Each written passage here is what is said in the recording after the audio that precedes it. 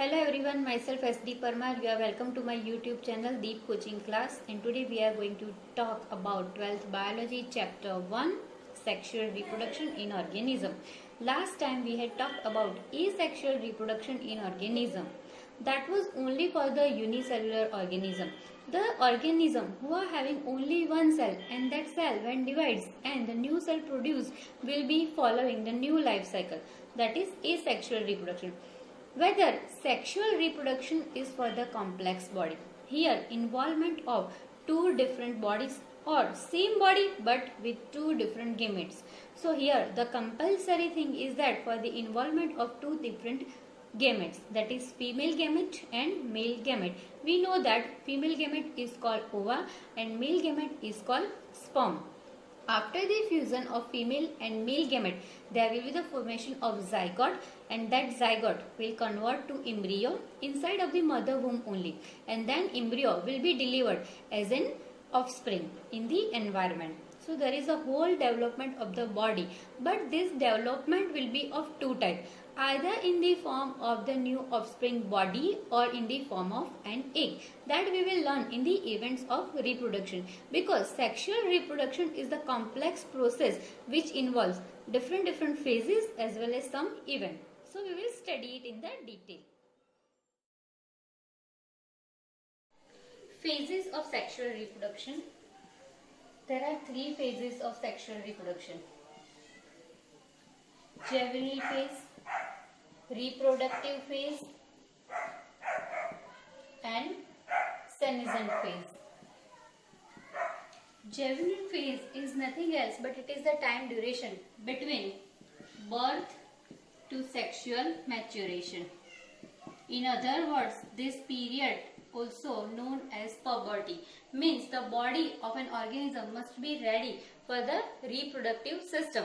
Here, the specific hormones who are responsible for the maturation of the body to be involved in reproduction, these hormones will start to secrete in the body. Then after only body will be ready for the sexual or asexual kind of reproduction, but probably it is occurring in the sexual reproduction only.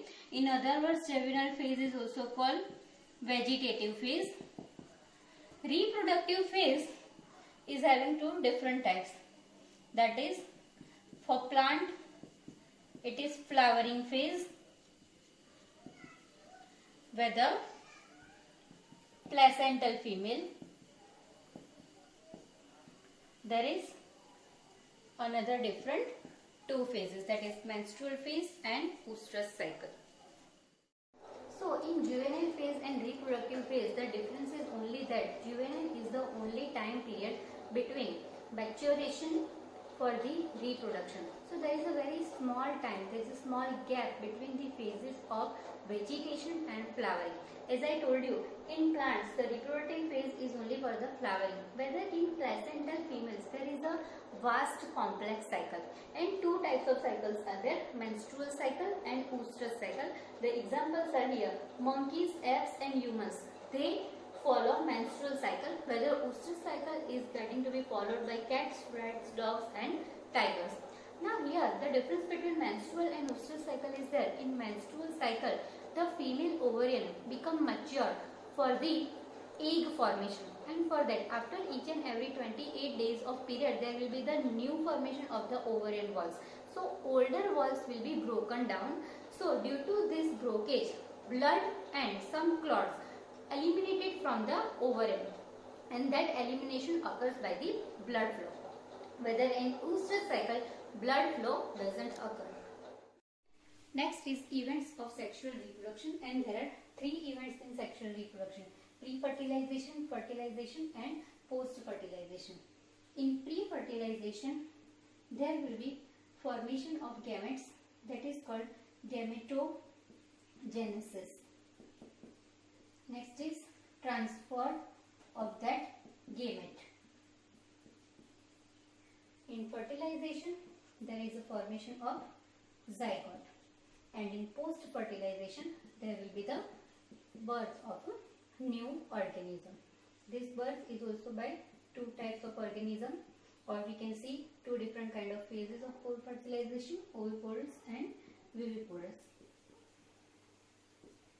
Gametogenesis. Here two kind of gametes will be there. One is ova, one is sperm.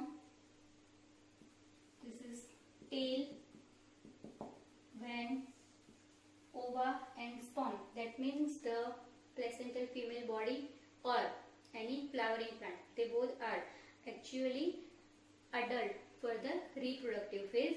So sperm and ova will be developed in the body.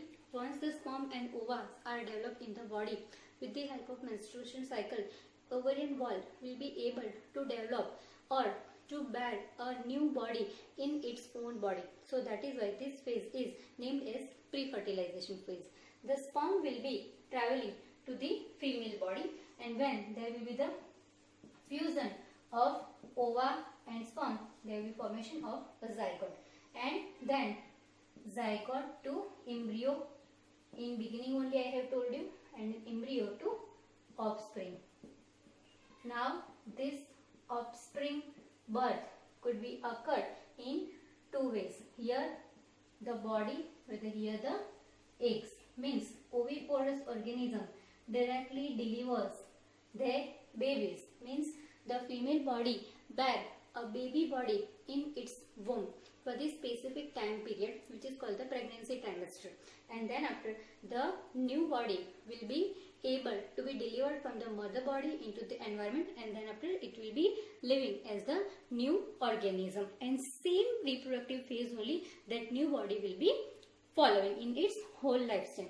Whether the viviparous organism only lay eggs, and then after the specific period of the eggs will be broken down and new baby will be delivered. So these all are the events of sexual reproduction, and after this all completion of the body in environment, new offspring will be there who will be leading the same life as per the parental cell, and that is why it is called that each and every pre-existing cell, it is responsible for the formation of the new body. So this was the first chapter of unit 1, that is reproduction in organism. Thank you.